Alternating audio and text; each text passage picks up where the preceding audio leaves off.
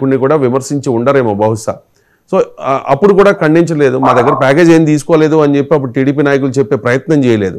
ఇప్పుడు బొమ్మి ఇజ్రాయెల్ అనే ఒక వైసీపీ ఎమ్మెల్సీ అంత దారుణమైన మాటలు మాట్లాడుతూ ఉంటే, టీడీపీకి పాలేరుతనం చేస్తూ ఉన్నాడు అని చెప్తూ ఉంటే, జనసేన కార్యకర్తలు రోడ్డు మీదకి వచ్చి నిరసన వ్యక్తం చేస్తూ ఉన్నారు, జనసేన ఎమ్మెల్యేలు కౌంటర్ ఇస్తూ ఉన్నారు. కానీ ఎక్కడ టీడీపీ నుంచి రియాక్షన్ అయితే ఇప్పటి వరకు కనిపించలేదు. ఎందుకు సాహిబ్ గారు?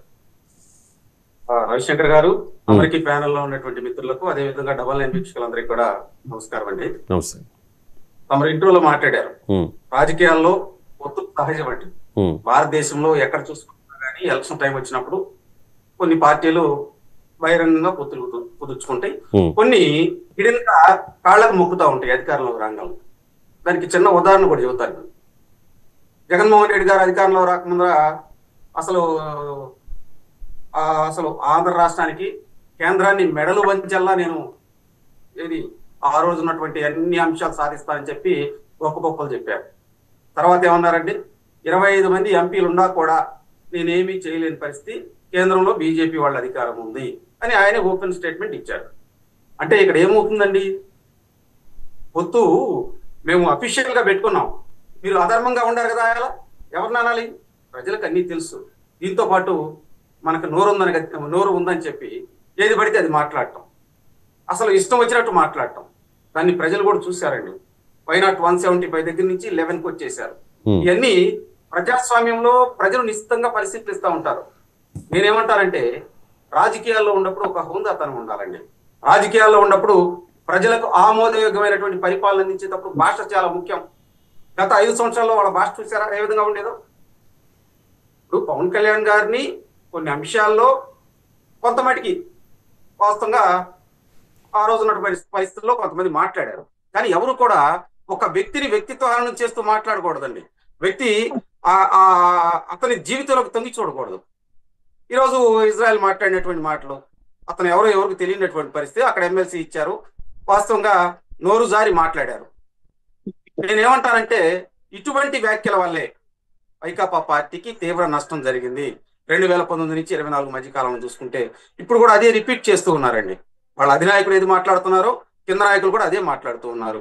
మీరు ఈ మధ్యకాలంలో కూడా చూశారు, రఫా అనే వ్యాఖ్యలు కావచ్చు, వ్యక్తిత్వ హననం చేసేటువంటి వ్యాఖ్యలు కావచ్చు, ఇవన్నిటికీ జగన్మోహన్ రెడ్డి గారు సపోర్ట్ ఇస్తూ వస్తున్నారు కాబట్టే కింద ఉన్నటువంటి నాయకులు మాట్లాడుతూ ఉన్నారు.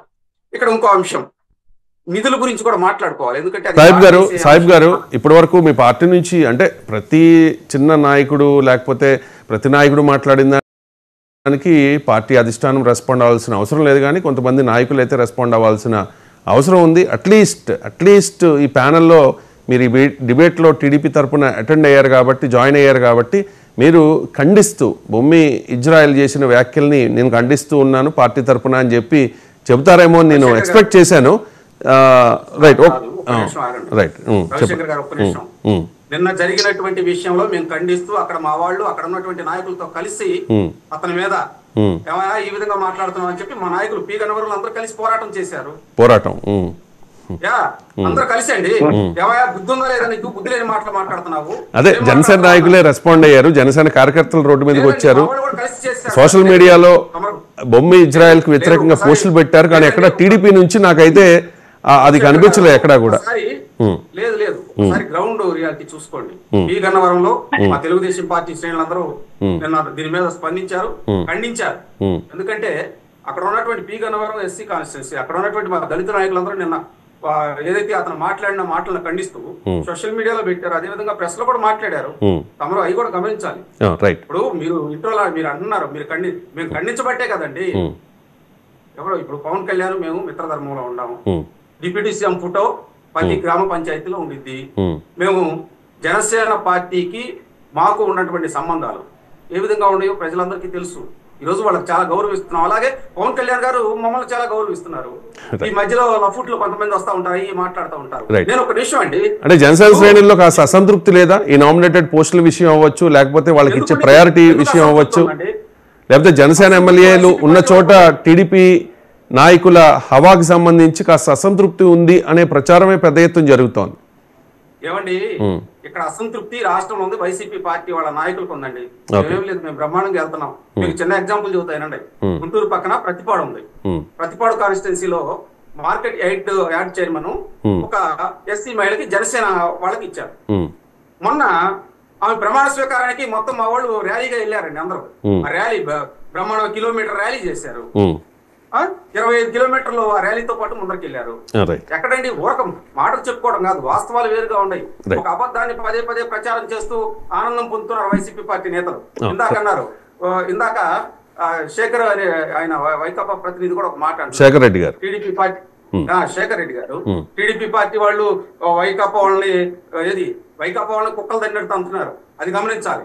ఈయన డైవర్ట్ చేసి మాట్లాడుతున్నాడు. నేనేమంటానంటే కుక్కలు అది ఇది భాష మాట్లాడటం అది సంస్కారం కాదు. రైట్, ఒక్క నిమిషం అండి సాహిబ్ గారు. శ్రీను కాల్ చేశారు హైదరాబాద్ నుంచి. శ్రీను గారు నమస్తే. డైరెక్ట్ గా టాపిక్ సంబంధించి మీరు మాట్లాడండి. పవన్ కళ్యాణ్ మీద వైసీపీ నాయకులు చేస్తున్న ఆరోపణలు. సార్, నేను తెలంగాణ వాసినండి. ఓకే, నాకు ఆంధ్రతో సంబంధం లేదు రాజకీయాలు, కానీ రోజు డిబేట్ మాత్రం ఆంధ్ర డిబేటే వింటున్నాం మేము. కానీ ఈ అంటే నార్మల్ గా పరిపాలన జరుగుతున్నప్పుడు వైఎస్ఆర్సీపీ వాళ్ళ మీటింగ్ ఏదో వాళ్ళు పెట్టుకోక వాళ్ళు మాట్లాడుకొని డెవలప్మెంట్ మన పార్టీని ఎలా బలోపేతం చేద్దామనే ఆలోచన లేకుండా పవన్ కళ్యాణ్ గురించి ఎందుకు తీసుకురావడం అండి? ఆంధ్ర పాలిటిక్స్ గురించి నీకెందుకండి? నేను అభిమాని బాబు, తెలంగాణ పెట్టేసుకోడు నీకెందుకండి? రైట్, శేఖర్ రెడ్డి గారు మీరు అలా మాట్లాడొద్దు అనడం కరెక్ట్ కాదు. తెలుగు రాష్ట్రాలు పవన్ కళ్యాణ్ ఏమన్నా ఎక్సెప్షన్ డిబేట్ పెట్టకండి బాసు.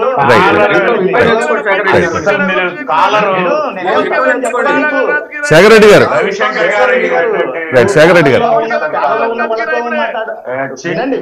వినండి ప్లీజ్. శేఖర్ రెడ్డి గారు నేను చెప్పేది ఏంటంటే, మీ మీటింగ్ జరుగుతున్నప్పుడు మీ మీటింగ్ డెవలప్మెంట్ గురించి మీరు మాట్లాడుకోండి. ఒకవేళ ప్రభుత్వం ఇది చేయట్లేదు అంటే దాని గురించి మాట్లాడగాని పాలేరు ఇదని మాట్లాడితే నేను ఇక్కడ తెలంగాణ వాసి నాకే కోపం వస్తుంది.